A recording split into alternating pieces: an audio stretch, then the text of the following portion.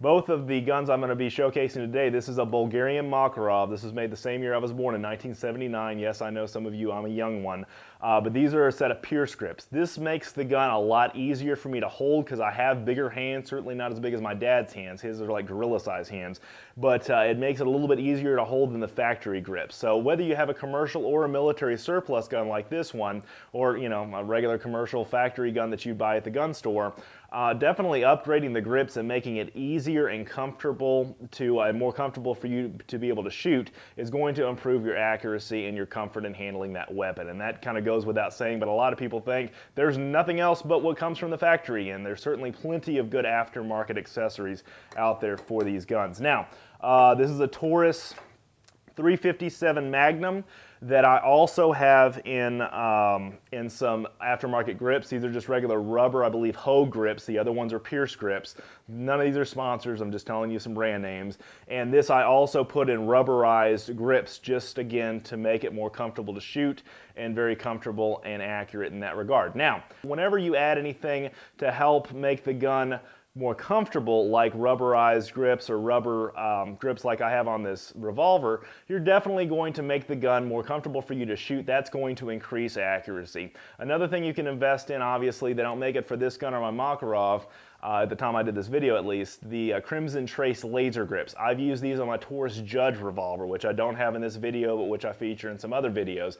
Absolutely incredible accuracy out of a perfect revolver, in my humble opinion, the Taurus Judge. And being able to put your marker on target, put your laser on target, pull that trigger, and very easy to adjust, and also a good way to ensure quick accuracy and be able to pinpoint that accurate target, get on that target, and be able to pull the trigger immediately. So that's another good thing you can always invest in. Okay, moving right along.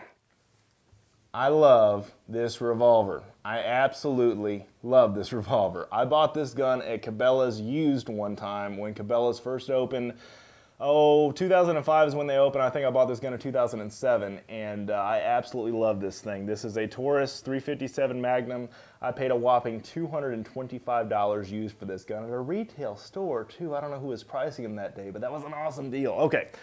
So this is, again, my high score rest. I'm going to simply put my handgun on here just to kind of show you how cool this thing works for utilizing it as a handgun rest. And you can simply, this is the rapid fire rest, you can simply raise or lower either side of this to make this thing work for handguns or, pistols, revolvers, Magnum revolvers, even the large air pistol like the Talon P that I have. It's completely a modular system where you can move from any size of gun. The front rest and the back rest, they work together to fit that gun. It's incredible. I love it. It uses a rail system. This is an incredible rest. I love it. Okay, so that being said, let's just talk about the basics. If I'm just going to be shooting standing up or sitting down, I'm just going to put my elbows on the table below me here and simply shoot the single action first and then double action. Again, I'm checking my gun is completely unloaded, my cylinder is completely clear, and there's nothing at all live about any ammunition around me. There's no live rounds anywhere near that could possibly get into this gun. Okay, that all being said, let's start off with the best hold. Typically with your dominant hand, if you're right-handed or left-handed, you're going to want to hold the gun with your dominant hand. I'm right-handed, obviously, so I'm holding it with my dominant hand here.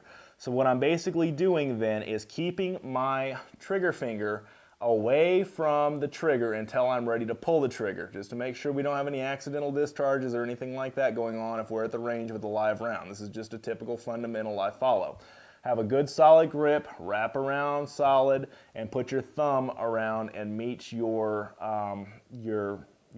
middle finger here and the side, okay? Then I'm going to take my other hand as a support hand, go around the front part, if you notice, the front part, the top of the trigger guard is where I'm going to wrap that around. I'm going to cross this thumb over this thumb, cup that hand up underneath here, and that's how my revolver stance is. Your mileage may vary. Somebody may have taught you how to shoot a revolver differently. This is the way I was taught, and this is the way that I learned. I typically like to use this in single action, so I'm simply putting my trigger finger now, the opposite side of the camera, on the trigger, and I'm simply going to pick a spot out on that same target we were shooting a minute ago, wrap a little bit more, almost to the crease of your finger, of your index finger, around that trigger, aim, still, smooth, and constant pressure for your trigger pull. Same deal here. I'm going to do the same thing. Okay, so we're following through just like we were with the rifle. We're following through 100%, making sure we're solid and on target, not pulling our head out of the target, looking straight down the sights, lining the front side and the back side up, and staying still, constant, smooth, and controlled in our trigger pull. Now, let's try to do this double action style. Going to same stance we had before. Gonna aim on that target, and you're gonna make a trigger pull that's gonna be a little bit longer now, a little bit more of a creep in most revolver triggers in the double action trigger pull, because you're having to completely work that cylinder all the way around, completely pull that hammer back all the way back, and mechanize it to release on the breaking point. So it's all about, just like with rifle shooting, finding the breaking point for that gun, and we're gonna get started right now doing that. A little bit more of a press. Constant, slow, controlled.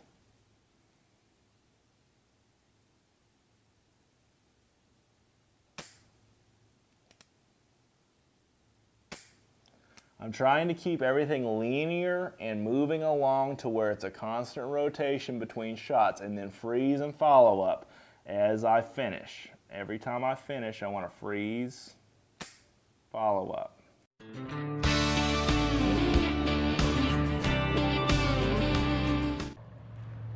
So we're out here at the gun range now. I'm taking the .357 Magnum revolver Taurus that I have here, keeping my muzzle pointed in a safe direction. One thing I absolutely cannot stand, and I know we've all been guilty of it if we've been around firearms at any time, is muzzling somebody, pointing a unloaded or loaded gun at somebody unintentionally.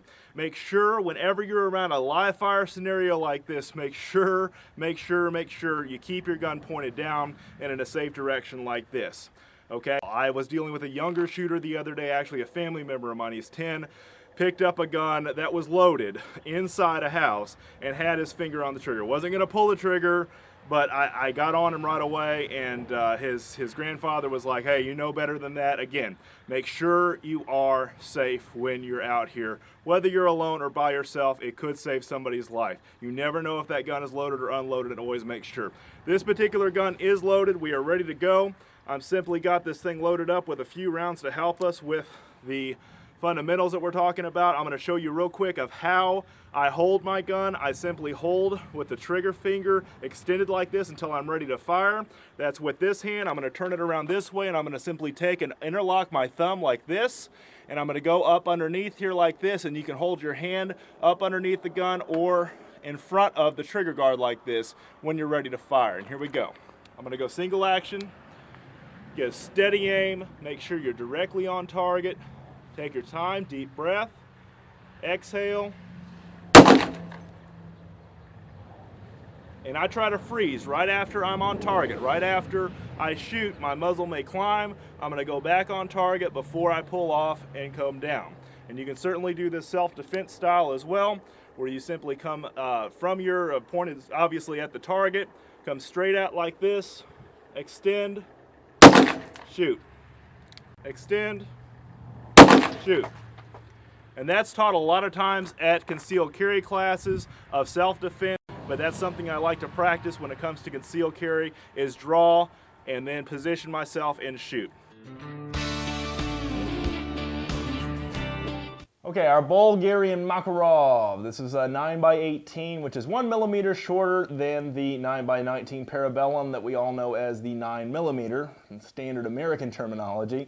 The 9x18 is just a little bit different because I guess the Russians had to be a little bit different and wanted to design their own caliber. It sits in between the .380 ACP and the 9mm Parabellum that we all know as the 9mm. So the 9x18 is just 1 millimeter off the 9x19 is the 9mm Parabellum, the 9x18 is the Makarov, and the 9x17 is a 380 ACP, just in case you knew or cared. So there you go, a little bit of cartridge lessons for you if you didn't know. So this is one of the first guns I ever purchased in the handgun world and the military surplus world. I love it. It's like the AK-47 of pistols, and I thought it would be fitting to show this because it's a good military gun to showcase with. Now, this is not a well-machined gun when it comes to perfect accuracy, or, you know, it has standard military sights. It doesn't have really anything fancy. The one thing I did on this and my other revolver, or my revolver I showed you earlier, is simply painted a little bit of white out or even glow-in-the-dark paint you can get from most gun stores or gun shows. And that's going to help me with night shooting or doing anything like that in a self-defense scenario. It's going to help me get target acquisition even better, especially on fixed sights like this that don't necessarily have anything but just, you know, black finished or blued sights. So I do a little bit of white on this one and then a different color up here. Same deal with the revolver, just to help with target acquisition since they're fixed standard sights. Okay, so first of all, we're going to make sure the gun's obviously 100% unloaded. There's no magazine in here. There's no way that the live round could possibly get contaminated in here in any way, shape, or form at all. I've got this set up now, much like a 1911, where it's single action. That's where it's going to start firing, so I can either pull the trigger back or just cock the slide back to get it in this position. Holding a pistol versus a revolver, same basic principle. I either keep my hand underneath here, wrap my dominant hand around the grip, and I've got kind of beefier Pierce grips on this one, and wrap my unused hand up underneath here for support. But I typically, for handgun, just like to use, or for pistol, I just like to use my hand to cup it underneath here and support it, okay? So we're going to just concentrate on our target again. Very slow.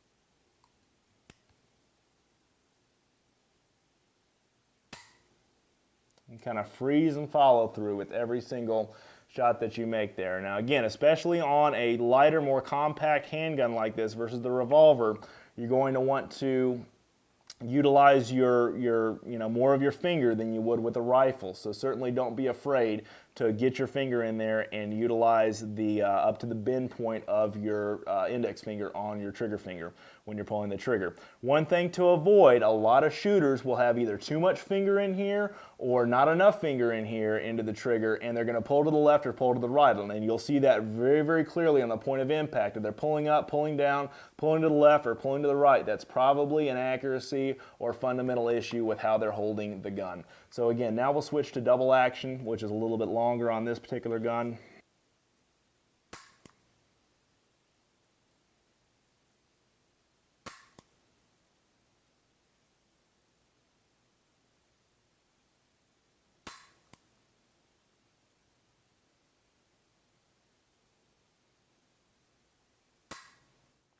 Again, like with the revolver, we're simply taking a controlled, pressured press to that trigger and making it controlled to where we're not jerking anything, we're not pulling anything to the left or the right. That's another problem I see with a lot of new shooters and inexperienced shooters, is they're all over the place because they just don't give any care to when they pull that trigger, making it count, and making sure you're on target the minute that trigger breaks, that hammer hits, it ignites your primer. That is where the rubber meets the road, and that's why freezing and following through, just like I teach in archery, is so crucially important, because everything happens so quickly.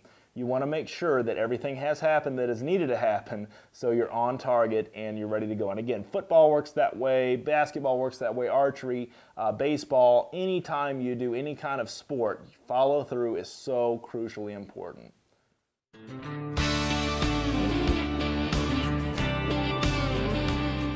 I'm going to go from a defensive stance or a self-defensive stance, and I'm going to start out down here from my chest, extend out, and make sure I'm solid on target and shoot. So doing that, and I'm going to lock and load here. These are full metal jacket, which I use for target shooting, but whenever I'm actually out there doing self-defense, and my carry ammunition is obviously jacketed hollow points, so make sure you use the right ammunition. And if you take your CCW class or your CHL class, they will definitely teach you to use this for practice, the FMJ for practice, full metal jacket for practice, and jacketed hollow points or some kind of other expandable bullet for carry. Okay, here we go.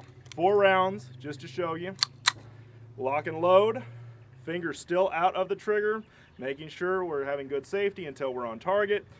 I'm wrapping my hands around here and we're ready to go. I'm going to start down here, extend, freeze, and then I'm going to freeze for a second, come back again. This isn't a race. We want to make sure we make the best shot possible, make every shot count. Extend out again, come back, extend out again, solid, freeze, come back, extend out again, solid, just like that. All right, and we are completely clear. Now, I always like to open up my gun to show clear and make sure I'm completely clear whenever I'm around the range, whether I'm by myself or not. That way I know that gun's completely unloaded, and I'll even remove the magazine, which comes out at the bottom of this particular gun, so that way I know it's completely unloaded and I have the gun completely pointed in a safe direction. So for your next trip at the range or in the field, wherever you go to shoot your gun and practice your accuracy and test out your equipment, make sure again to pay attention. Make every shot count. Use good products out there, and there's so many great ones. So definitely check out High Score through our website. You can also check out one of our other fine sponsors for this segment, Scope Coat, for all of your scope optic needs, as well as Ghost Targets. Absolutely awesome, innovative way to practice your accuracy, ghosttargets.com. Check out our website for all those sponsors and more. For this segment, I'm Dustin Warnke. Thank you so much again for watching this segment and for checking out all of our videos. Check out our website for more information, for articles, for videos, for all kinds of different info. And thank you so much again for watching.